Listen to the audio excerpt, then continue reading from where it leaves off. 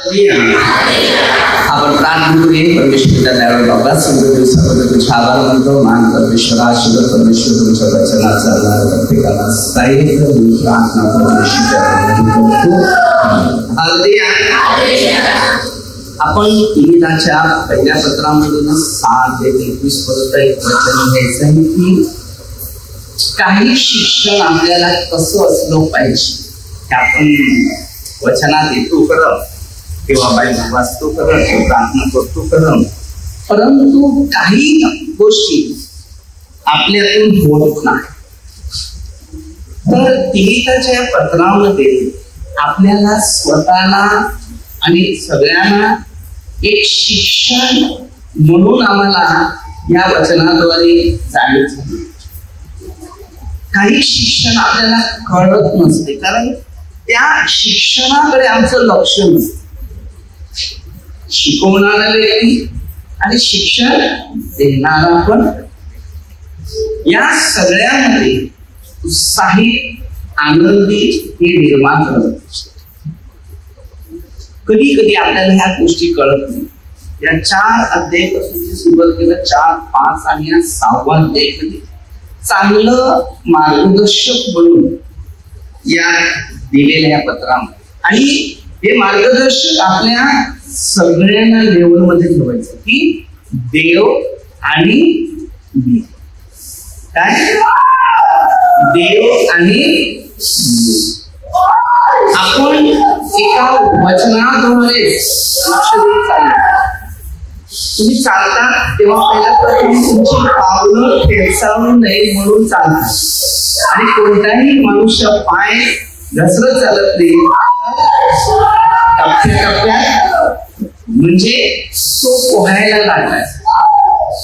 कसं आम्ही आध्यात्मिक जीवनामध्ये पावलं व्यवस्थितपणे सांभाळून चालू.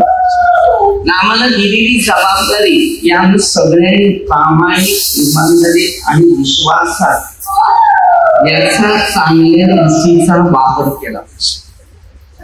कधी कधी आपला चांगला वापर नसल्यामुळे हे वचन डोक्यात फिट होते, राग मात्र फिट होते, नीटा मात्र फिट होते, परंतु चांगल्या गोष्टी डोक्यामध्ये फिट होत नाही. त्यामुळे फिटीचा आधार म्हणजे मनुष्य मुलांनाही समजून घेत. तर हे उदाहरण घेऊया आपण, नंतर यावर तुम्हाला एक अनुभव सांगितले वचनाचं. तर वचन हे पहिलं गीताचे पहिले पत्र 6:1 पासून 21 पर्यंत वचनाचं आहे.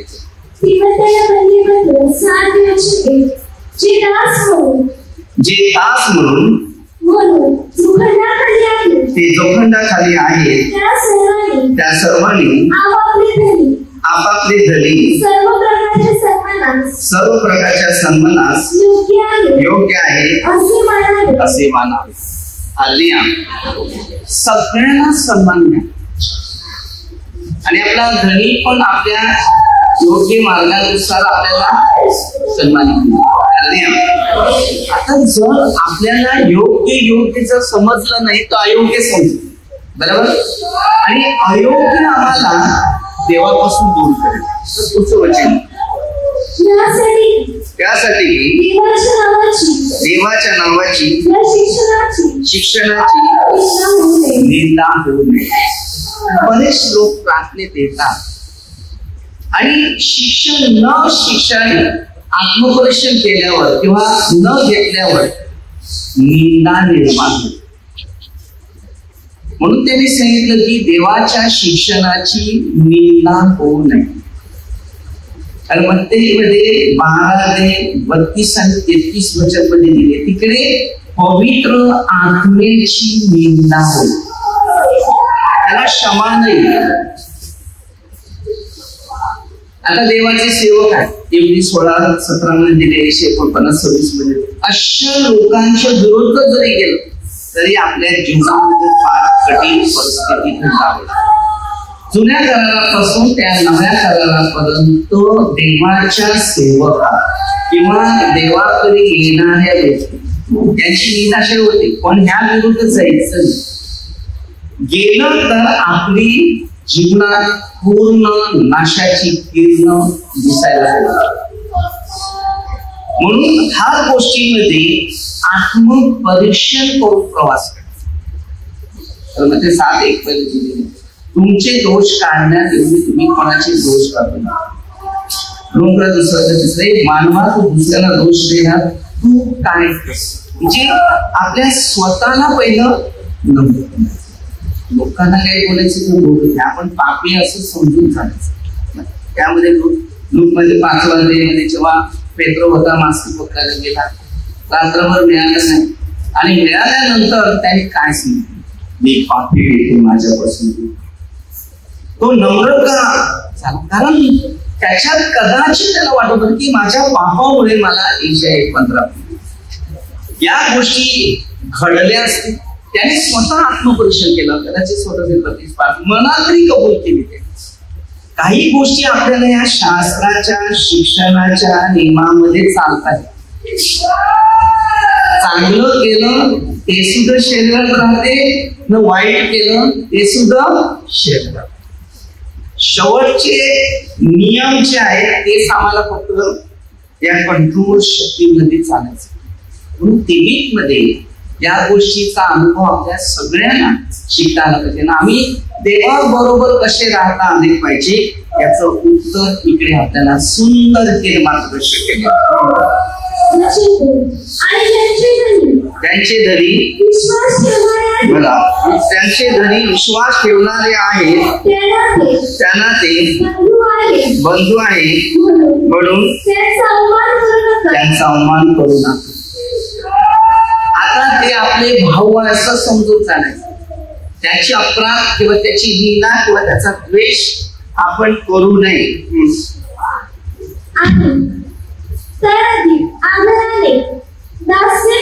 कसे ते आदराने दास्य करावे कारण ज्याला सेवेचा लाभ होतो ते विश्वास ठेवणारे ते प्रिय आहे. या गोष्टी शिकव बोल. आता तुम्हाला देवाने निवडलं सेवा काम कार्य करणार, त्याविषयी त्यांना शिकवा आणि त्यांना बोध कर. आता तुमच्या प्रत्येकाला देवाने कोणतीही कामं काहीतरी झाडू मला दुनिया करा म्हणता नाही, त्यानंतर ते काम आपल्याला डेली करायचं आहे आणि त्याविषयी त्यांना मार्गदर्शन करायचं. कारण तुमच्या हातातून कोणतंच काम करून देणार नाही. चांगली कामं करायला फार कठीण परिस्थितीतून जावं लागतं. प्रभू येशूने आपल्याला कित्ता घालून दिलाय, शिक्षण दिलेलं आहे, मार्गदर्शन केलेलं आहे आणि आपल्याला त्यांनी त्याचे अनुभव पण दिलेले आहे की आम्ही ख्रिस्ताच्या शिक्षणाप्रमाणे कशा पद्धतीने चालू. तुम्ही कोणताही व्यक्ती असो, कोणतं कार्य, म्हणून मी माझी सेवा करायला कोणाला चान्स देईल. कारण मला माहिती आहे की तुमची सेवा माहिती आहे. 12:26 म्हणून वचन दिले त्याचा अर्थ आज समाजात काय माहिती जे आहेत देवाची सेवा त्यांच्या मागे आहे पण देवाच्या मागे. मग जर देवाने त्यांना नाकारलेलं जरी असलं किंवा असेल तर ते पण तुम्हाला पण नाकारलं जाईल. कारण देवापेक्षा कोणतीच व्यक्ती श्रेष्ठ नाही. भले आम्ही कितीतरी कार्य केलं, कारण म्हणते 7:21 पासून दिले नुसते प्रभू प्रभू करून नाही होत, तर प्रभूपर्यंत पोहोचणाऱ्या गोष्टी झाल्या. आता येशू ख्रिस्तांनी परमेश्वरच्या इच्छेप्रमाणे शिकवलं. म्हणजे 6:9 पासून 30 प्रार्थना शिकवलं तुमची इच्छा म्हणजे हे प्रार्थनेने जीवन जगत असताना देवाच्या इच्छेनुसार. आता मी माझी इच्छा केली, माझी इच्छा नाही होणार, मी तुम्हाला देवाच्या इच्छेप्रमाणे कार्य करायला किंवा शिकवायला किंवा मार्गदर्शन. जसपर्यंत तुम्ही देवाच्या इच्छेत नाही तर देवाची इच्छा तुमच्यामध्ये प्रवास करणार नाही.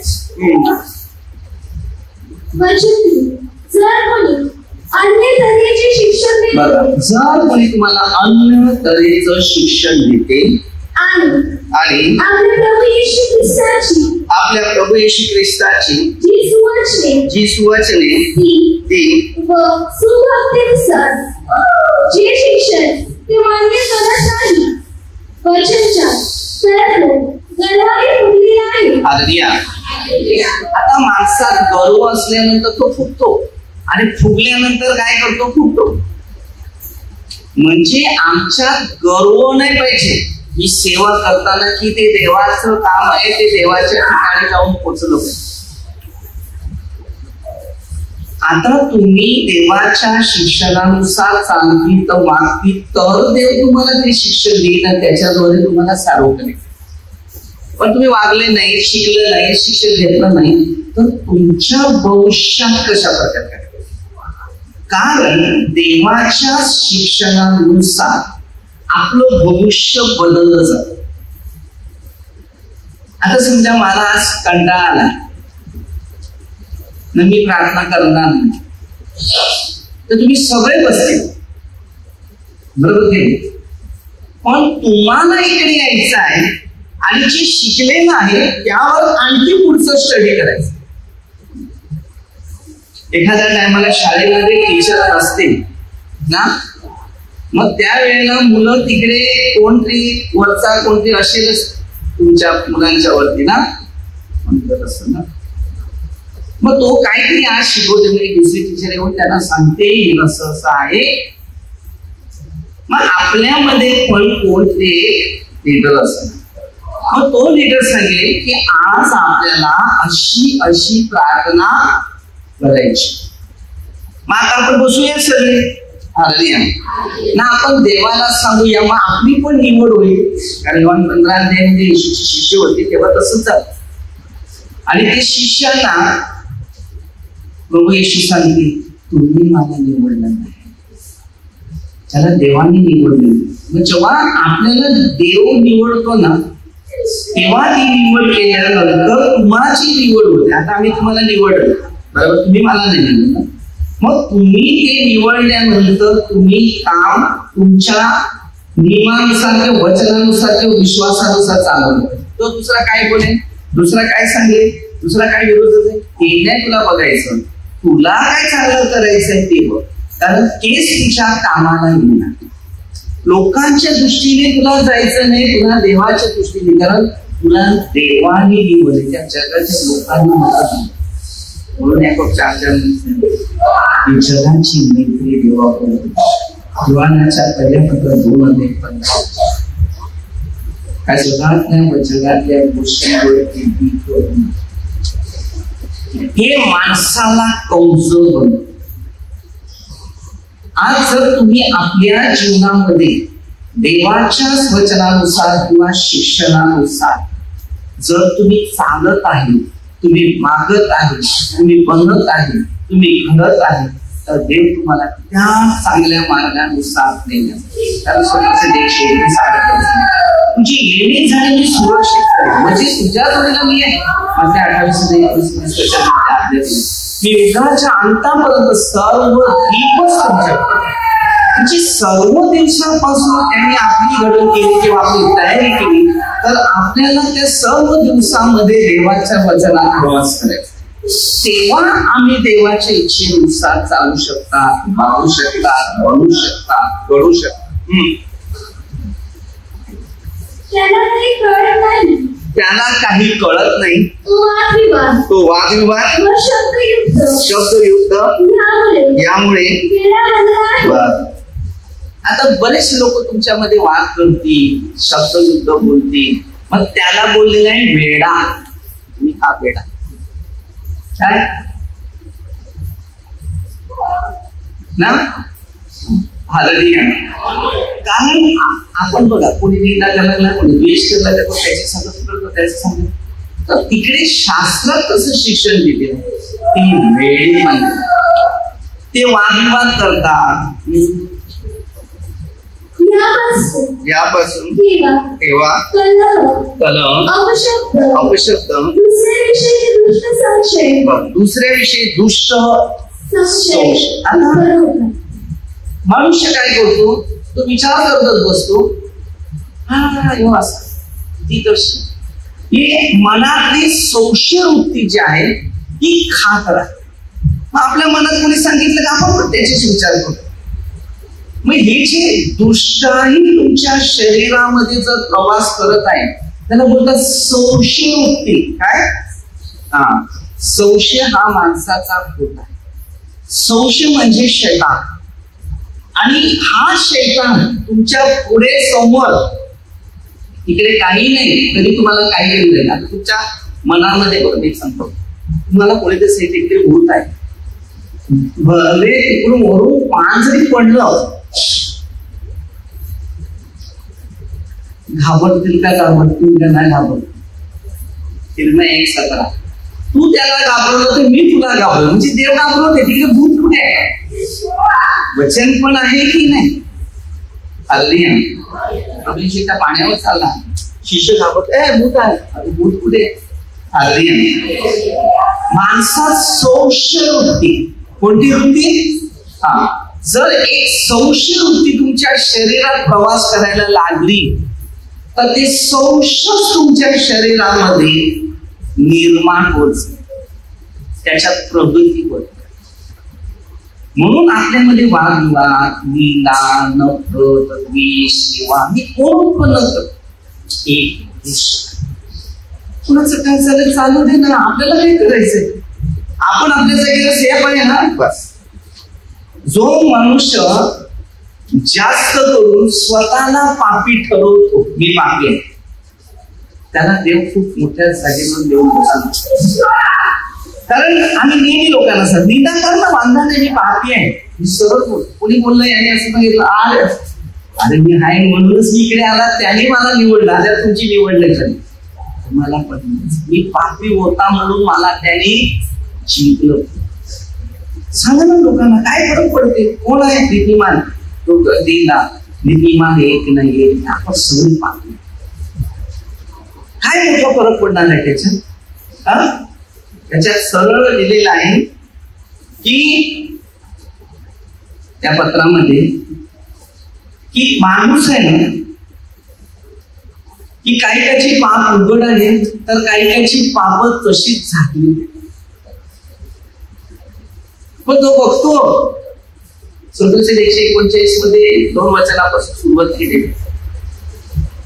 तो बघतो, तुम्हाला बघतो, तुमचे निघणे, बसणे, उठणे एकदम बारकाईने बघतो. 4 अध्याय वाचलं, 5 अध्याय वाचलं, तुम्हाला यात सगळं डिटेल दिले. पौलाची पत्र अशी लिहिली ना त्यांनी, असं बोलून बालून नाही लिहिले, त्यांनी पूर्ण मजबूत पवित्र आत्म्याला जोडलेलं आहे.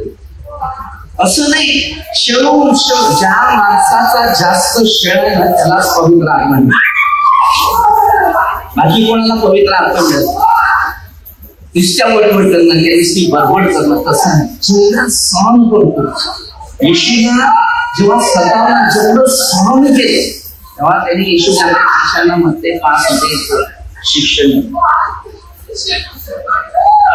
हे गीत साधं नसते कोणत्या माणसाला. गीत मिळवायचं असेल तर पहिलं स्वतःला सहनशील बना, नम्र बना, लीन बना. काय करायचं तो त्यांचा प्रश्न. मी सांगताना सांगा मी पाप आहे,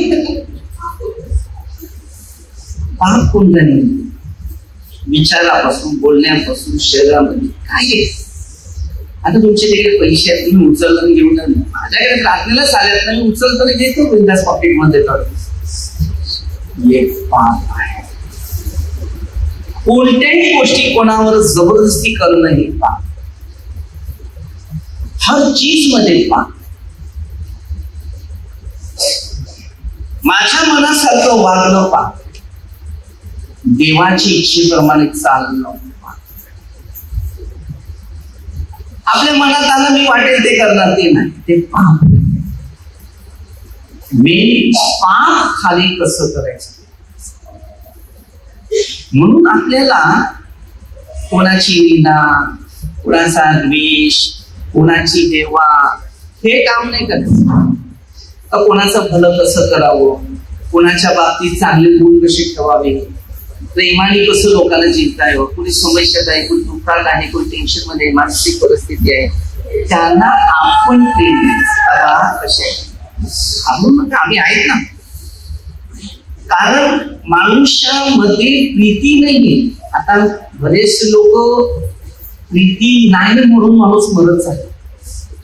टेन्शन माणसं आणि मी पण हा समाजात जर बघितलं तुम्ही, जो तो आपल्या इच्छेने चालतो, नाही भविष्य चालत. कोणीतरी अधिकार आपल्या घरात किंवा कुटुंबात किंवा आपल्या समाजामध्ये एक अधिकार ठेवलेला जातो, त्याचं अनुकरण करणं आपलं नेहमी कर्तव्य आहे. कारण की त्याला 17:1 कोण का सांगतो, जसा मी ख्रिस्ताच्या अनुकरणात आहे माझ्या. आपल्या घराचा कोण एक सदस्य असतो, बाप असतो, तो आपला सगळ्या बाबतीत कुटुंबाचा एक सदस्य असतो, बरोबर. गावात एक सदस्य असतो, प्रत्येक ठिकाणी शाळेमध्ये पण एक सदस्य. सगळ्या गोष्टींमध्ये एक नियम निवडलेला असते की देवाची ती नियम, आणि त्याचे नियम मोडायला लागलं ना, मग ते समजून घ्या आपलं भविष्य खतम होणार.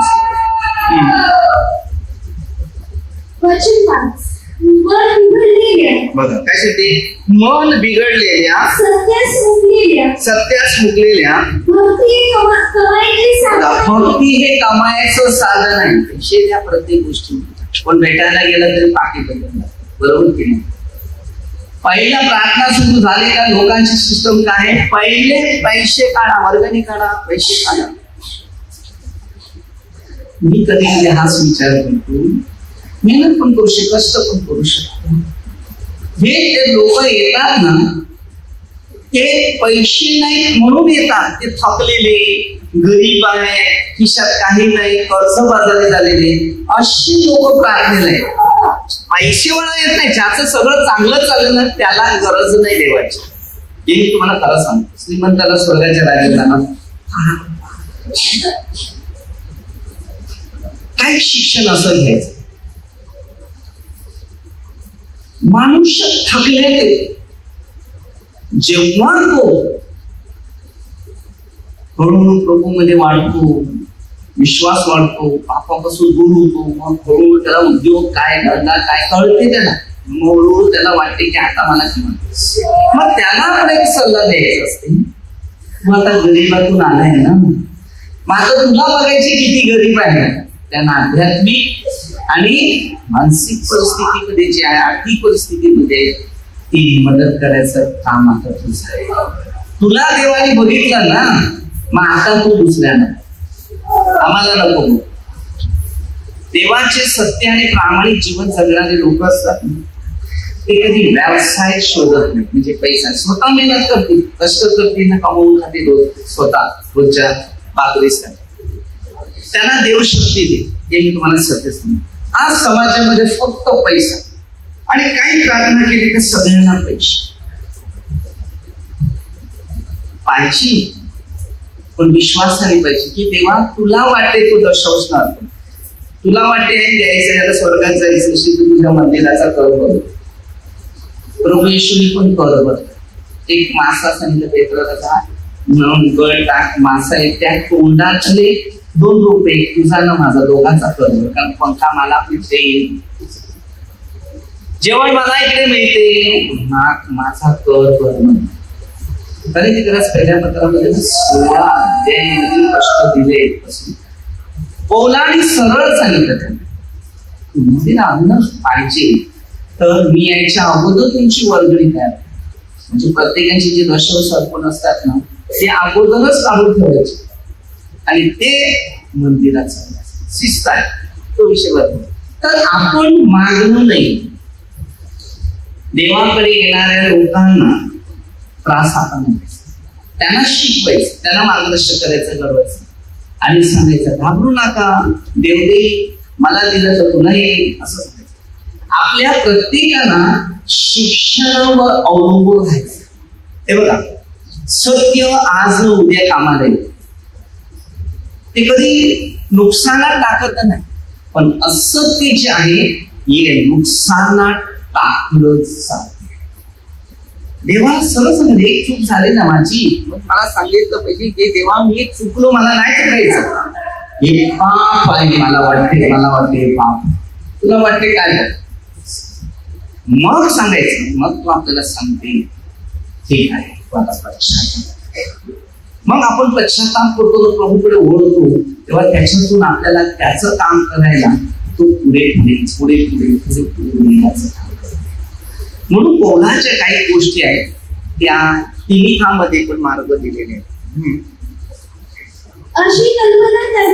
अशी कल्पना करणाऱ्या माणसाची एकसारखी भांडणे होतात. आता आपल्यामध्ये समजा इकडे भांडणं व्हायला लागली तर तुम्ही सावध राहायचं, कारण तुम्ही हा देवाचा तुमच्यात भांडणं का होता, तुमचा काहीतरी गुण आहे चुकीचा, बरोबर. माणसामध्ये भांडणं इतक्या परिस्थितीत जातात की आम्ही देवाच्या परिस्थितीमध्ये जात नाही म्हणून. की भांडण काय, हर एक माणूस निंदा करतो, प्रार्थना करत असत. तुम्हाला कोणी काय सांगायला लागलं तर ताबडतोब काय सांगतील, त्याच्यासाठी प्रार्थना. तुझी प्रार्थना कमी झालेली आहे म्हणून ते तुझ्यावर आहेत. आता मला लोक काय करतात, मग मी काय सांगू, देवा तुलाच माहिती. एक दिवस एक माझ्या डोकं तो करतो, नुसतं चिरायचं, काय बोलणार तेव्हा तुला काय वाटतं. म्हणजे 94:23 वचन मला हे वचन घे तू, मी काम करेन. आणि रोमकरास मध्ये 12 ते 21 वचन मध्ये बऱ्याने बरे जाता येताना दुनिया काय केलं तर भेटलं तर तेव्हा त्याला हात आणि असं करता झालं. आपण सोडायचं नाही, नफरत करत बसायचं नाही, द्वेष करत बसायचं नाही, तर त्याच्यातून जिंकायचं कसं ते बघायचं. कारण त्या सैतानाला तुम्ही आवडत नाही. ज्या व्यक्ती देवाला आवडतात ना, तर देवाने योहान 15:12 दिलेले, जसं मीठ मारून केली तशी तुम्ही एकमेकावर. हे सगळं देवाविरोधाचे शिक्षण आहे ना, ते आम्ही जास्त घेतो. म्हणून मी बोलला नाही, 99% या जगात शैतानी कृत्य मनुष्यामध्ये आहे. त्यामुळे पर्सेंट फक्त 1%, आणि त्याच्यामध्ये त्यांनाही मजबूत राहणं गरजेचं आहे. म्हणून मी नेहमी लोकांना शिकवताना सांगतो, तुमची मुलं शिव्या मारायला लवकर शिकतात, प्रार्थना करायला का शिकत नाही. आज जर तुम्ही बघितलं की प्रार्थना सांगितलं तर कंटाळा सगळ्यांना, फिरायला, पिकनिकला, पार्टीला, प्रोग्रामला, कार्यक्रमला 8 दिवस अगोदर तयार नाही. लग्न असलेला मला त्याची मजा आहे नाही का, असं करायला की मिठी घेतली ना, काय करते त्यात पत्ता नाही. अमुक मंडळाला सांगायला गेले, याला सांगायला गेले, त्याला सांगायला गेले, पुढे जायला गेले, मंडळाची ऑर्डर. परिस्थिती अशी, सगळ्या गोष्टीची तयारी करणं, हर शिक्षण घ्यायला लागते. तसंच आध्यात्मिक शिक्षण. मध्ये 17 अध्यायामध्ये 3 मंडप होते, ते येशूसाठी हृदयाचं मंडप ते आम्हाला ते मोशासाठी, एलियासाठी आणि तुमच्यासाठी 3 मंडप होते. नाही, प्रभू येशूने मंडपाची तयारी केली, हृदयाची मंडप, की मी जर देवाच्या लोकांबरोबर मिळले. आता ते गेल्या देवा बापाकडे, बरोबर. ते देवबापाकडून जे शिकलेले देवाचे लोक, जशी भूताचे आत्मे येतात ना, तशी परमेश्वराचे आत्मे पण आपल्याला मदत करायला. समजलं ना. मग प्रभू येशू उठल्यानंतर बघा शिष्याला किती वेळा दर्शन दिले तुम्ही विचार. 50 दिवस पर्यंत दर्शन, आणि त्याच्याबरोबर स्वतः आपल्याला भूताची दर्शन. भूत बघितलं, अरे ते तुम्हाला घाबरवू नका. लोक 10:19 मध्ये वचन दिलेलं आहे, भूत होश होतील तरी घाबरू नका, तुमचं नाव स्वर्गात. तुम्ही भूताला कशाला सांगा. त्यांनी त्याचं काम करावं, तुम्ही तुमचं काम करा. तुमच्यामध्ये देव आहे ना, तुमच्या ताकद जास्त. भूत काढली. मग ते 17 पासून पुढे वचन कसं दिले. शिष्य होते त्यांना पण भूत निघाले नाही. तेव्हा त्यांनी काही सांगितलं तरी होते उपवास आणि प्रार्थना करणं हे आपल्याला गरजेचं आहे. जर आणि उपवास आणि प्रार्थना जर केली तरच तिकडे कार्य होतं. उपवास न प्रार्थना नसेल, कोणतं तुमच्या जीवनात दुःख आहे, आजार आहे, समस्या आहे, संकट आहे, टेन्शन, कुठल्याही परिस्थिती असू शकते, पहिलं उपवास. काय करशील, काय करणार पहिलं उपवास. काय अरे ते उपवास करायचं सांगून नाही कोणाला, तिथं तो ऐकलं वाटलं. आणि उपवास करत असेल तर किचन मध्ये जायचं, पवित्र शास्त्राकडे जायचं, तो पूर्ण दिवस प्रार्थनेमध्ये, तेव्हा तुम्हाला बरोबर समजून भूक पण नाही लागत. नसेल ते सुवार्ता किंवा कार्य करतात, ते प्रचार करतात, त्याच्यामध्ये मन लागतं. मग किती पावर तुमच्या जीवनात कार्य करते ते मी तुम्हाला नंतर. पूर्ण पहिलं प्रथम आहे स्थिर राहणं गरजेचं. आत्म्यामध्ये स्थिर राहतो, मजबूत पण.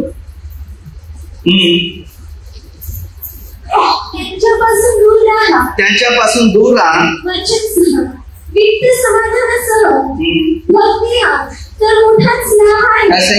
भक्ती हा मोठा एक लाभ आहे. आपण जगात काही आणले बघा, जगात काही आणलं नाही, आपल्याला त्यातून काही नेता येत नाही, काही आणलं नाही ना, काही नेता. मग काय काय विचार करत बसणार आपले ह्या भविष्यामध्ये? कोणते विचार करत झाले? या भविष्यात कोणते विचार करतात? त्याने सांगितलं ना, काही आणलं नाही, काही काय आणलं नाही, काहीच नाही आणलं. मग काय नेणार आहे ते पण पहिलं.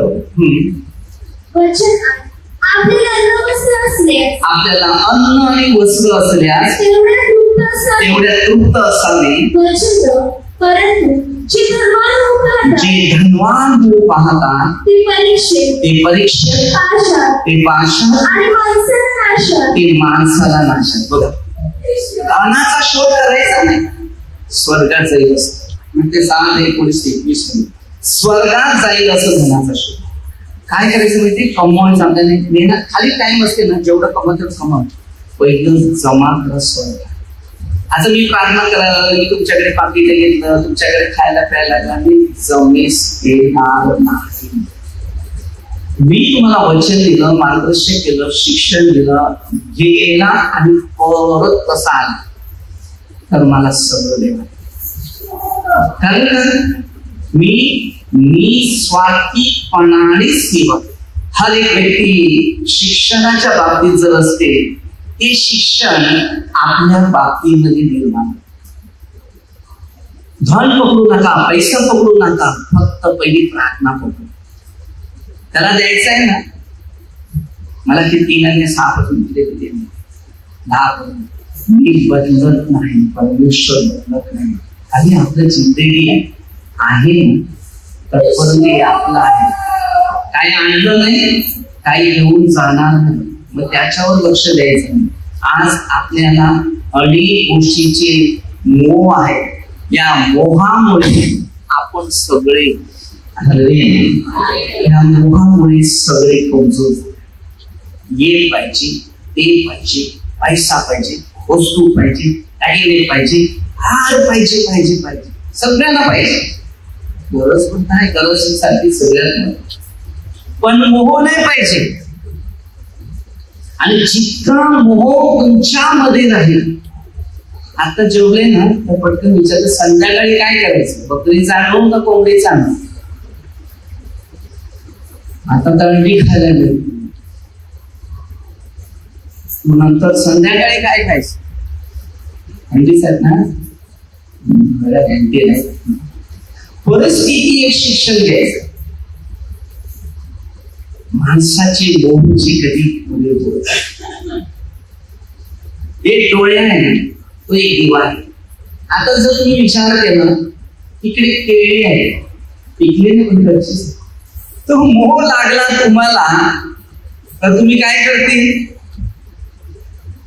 खायला बसते, चोरी करायला शिकता. म्हणून हे बघा, माणूसच असा आहे. म्हणून मग ते 6:25 पासून त्यांनी सांगितलेलं एक वचन, ते पक्ष्यांकडे निघून पहा. अरे त्याला घर बांधायचं असेल ना, त्याला हात नाही, त्याच्या पाय नाही, काय नाही. म्हणजे पाय आहे पण पंख आहे, त्याला हात नाही, त्याबद्दल त्याला पंख देऊ. पण ती चोच आहे ना, त्या चोचीने एवढं सुंदर घर बनवलं जाते की तुम्ही विचार करू शकत. आम्हाला घर बांधायचं तर आर्किटेक्ट पाहिजे, एक कॉन्ट्रॅक्टर पाहिजे, लागतेच, नाही तर ते घर बनत नाही. मग याचा आर्किटेक्ट कोण, याचा कॉन्ट्रॅक्टर कोण?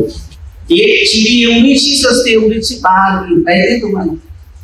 ती ताडाला बघा, ते ताडाचं नांगल्याचं ते एक धागा काढते ती.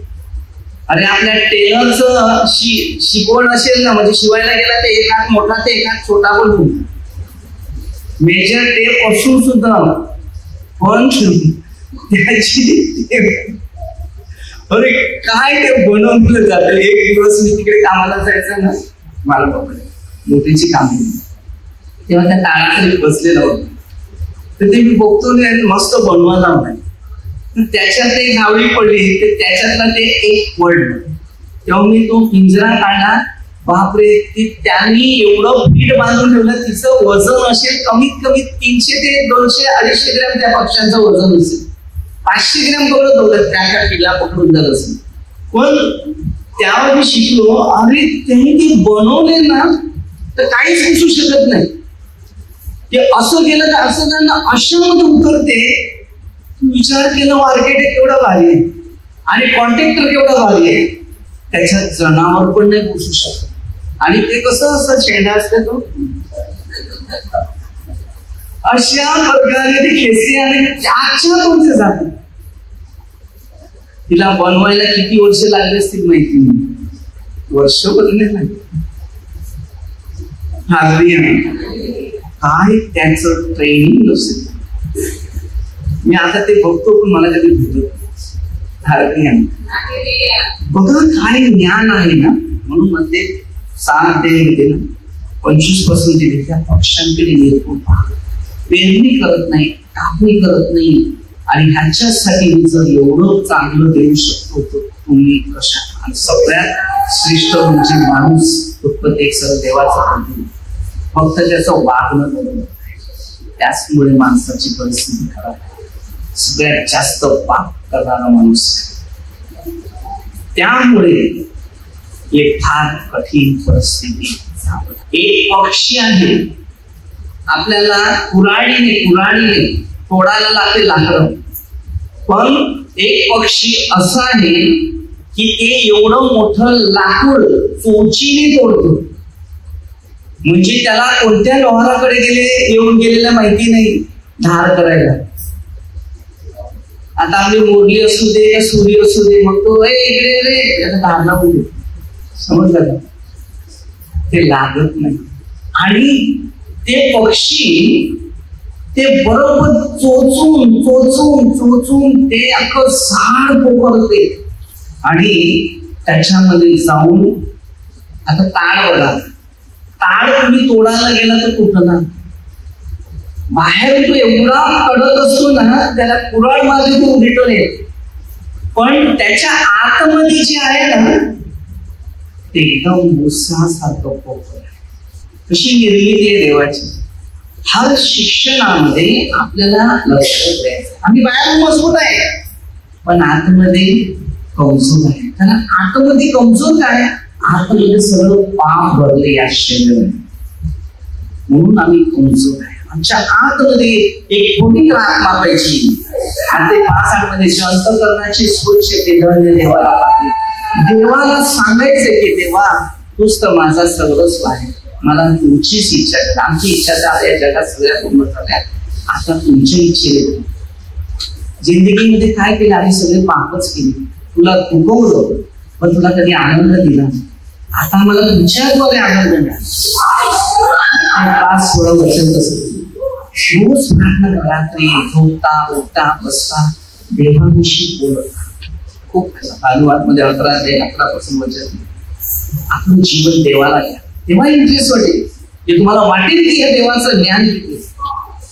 ज्ञान घ्या. मी फक्त देवाचे ज्ञान.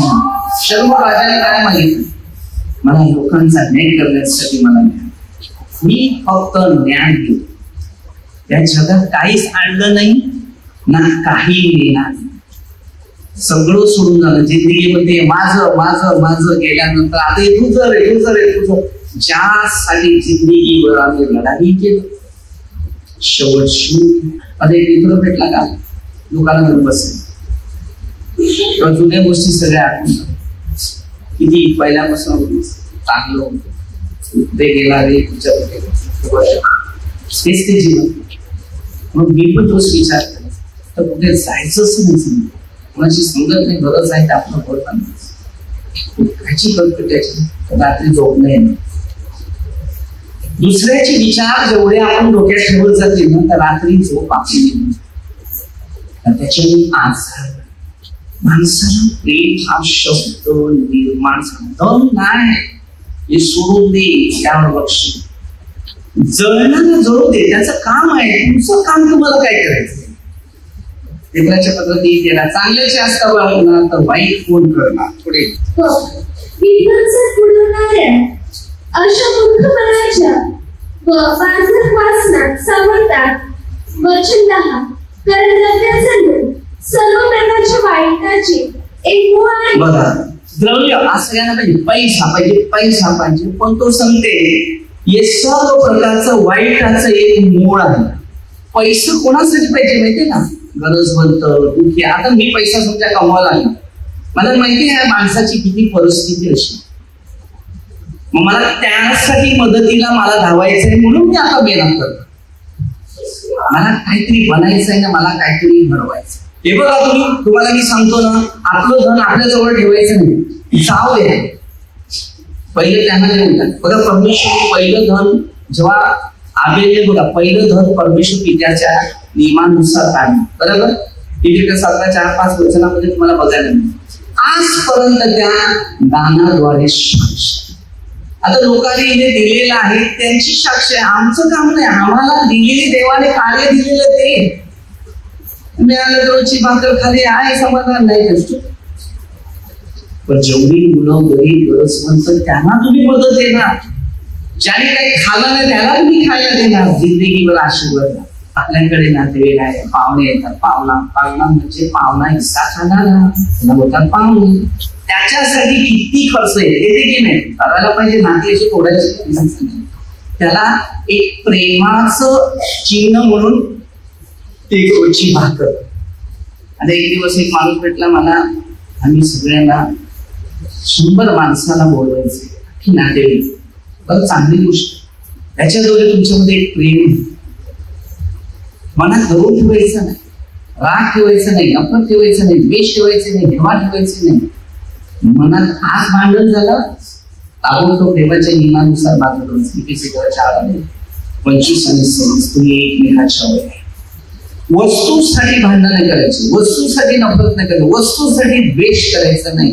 वस्तू बाजूला ठेवते, तुटून झाला ते जोडीला येणार. शेवटच्या क्षणापर्यंत तुम्ही नवीन. कारण मग ते 6:14-15 वचनातून तू आपल्या प्रधान क्षमा केली नाही तर स्वर्गीय पिता तुला क्षमा करणार. अनुभव घेणं गरजेचं आहे, प्रेम घेणं गरजेचं आहे, ज्ञान घेणं गरजेचं आहे, मार्गदर्शन करणं गरजेचं आहे.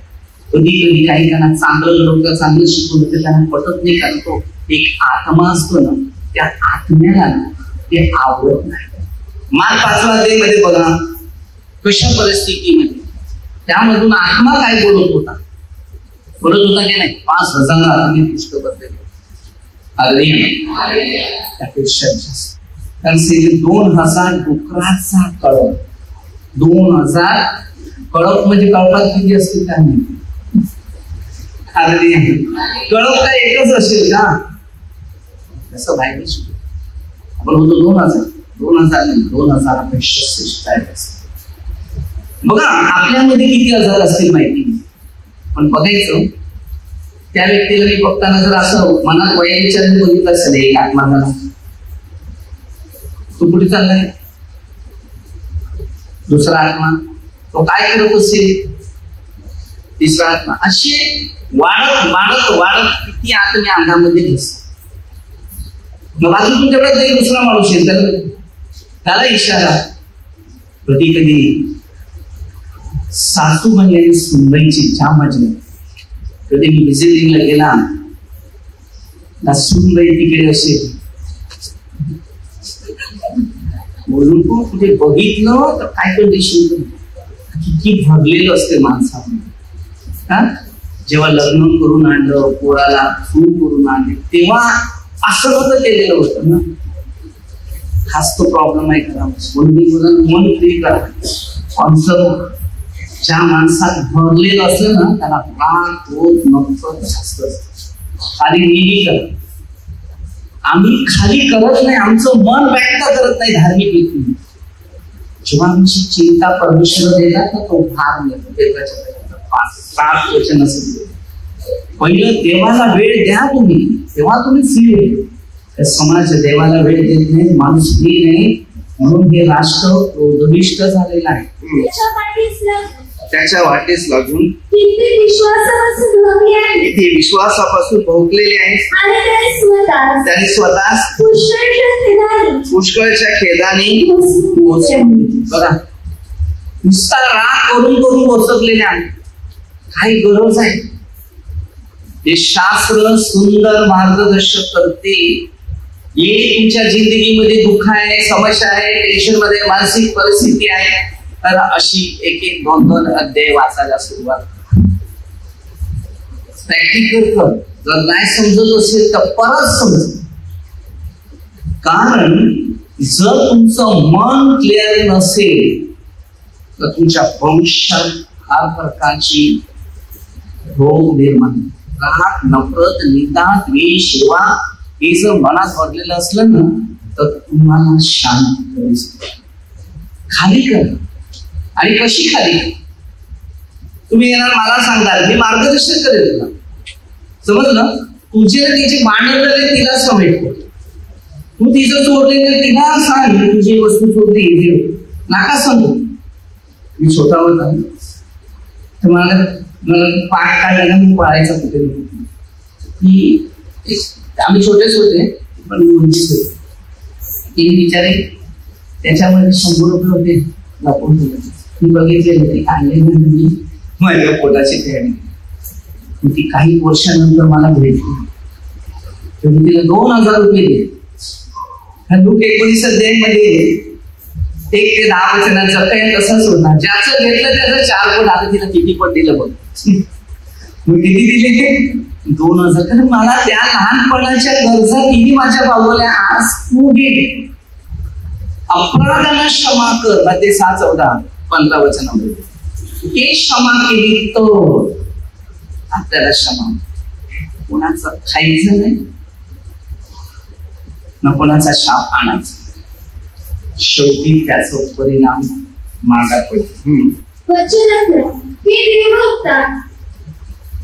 तू यापासून बघ आणि नीतिमत्व, सुभक्ती, विश्वास, भीती, धीर व सौम्यता यांच्या पाठीस लाग. काय सांगितले? आता आपण देवभक्त आहे. आपल्यामध्ये कशामध्ये जीवनात आता प्रवेश करायचा. पूर्वी होते तसं नाही. दुसरं 5-17 जुनं जे होऊन गेलं आता 9. आपल्याला आता नव्यामध्ये जन्म घ्यायचा. आता योहान 3:3 मध्ये काय सांगितले? नव्याने जन्माला अजून पुढे देवाच्या राज्यात प्रवेश करू शकत नाही. हा प्रश्न तुम्हाला मला शोधायचा. तेव्हा आम्ही वाटलं पाहिजे की आमच्या बरोबर येशू प्रभू आहे. नवीन प्रकारचं जीवन किती सुंदर आपल्याला या पवित्र शास्त्राच्या द्वारे माहिती मिळते. तेव्हा एवढं सांगायचं आले आम्ही पाहतो तूच तो एक आहे. हे पापासाठी शरीर तुम्हाला पाठवलं नाही, हे तुमच्या कामासाठी पाठवलं. आणि जेवढं काम करता येते ते करू दे. सगळ्यांची नीतीने वागता येते तेवढं वागते. सगळ्यांचं चांगलं करता येते तेवढं करू दे. गोरगरिबांना मदत करता येते तेवढं करू दे. आपल्या खिशात काहीच ठेवायचं नाही. तेवढं गरीब आणि गरजवंताच्या व्यक्तीच्या जीवनात प्रवास करतात तेव्हा मोठा आशीर्वाद आपल्याला मिळतो. विश्वासासंबंधीचे जे सुयुक्त ते कर, युगानुयुगाच्या जीवनाला बळकट ठेव. कसे ते युगानुयुग जे जीवन आहे आपल्याला त्याला कधी मजबूती नाही. आता आपण काय करतो त्याला मजबूती नाही. शरीराला मजबूती. शरीराची मजबूती पापाने भरलेली. हे पाप आहे की शरीराला कमजोर करते.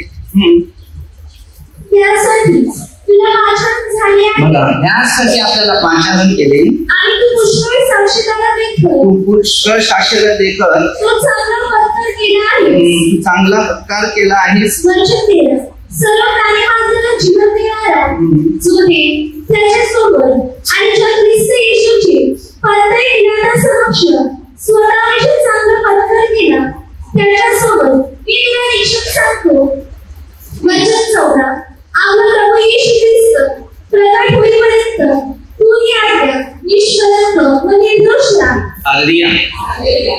प्रभू येईल तेव्हापर्यंत आम्हाला आज्ञा द्यायचं. मग त्या 29 वचन ते सांगितलं, 29 वचन ते सांगितलं की इकडच्या आतापर्यंत सर्व दिवस आज्ञा नियम पाठ. आपल्याला नेहमी आज्ञा नियम पाळायचं. तर हे पूर्ण 21 वचनापर्यंत तुम्हाला त्याच्यातलं पुढचं अनुभव घ्यायचं. आता आपण छोटेसे एक प्रार्थना घेऊया. हे स्वर्गीय बाबा परमेश्वरा, बाबा सुंदर दिवसाबद्दल तुमचे आभार मानतो. महान परमेश्वर, तुमची इच्छा प्रमाणे आम्ही वागण्यास शिकवू, तुमची इच्छा प्रमाणे चालण्यास शिकवू. सर्व मित्र काम करायचं आशीर्वाद ही प्रार्थना प्रवेशाच्या नावाने करतो. आमेन.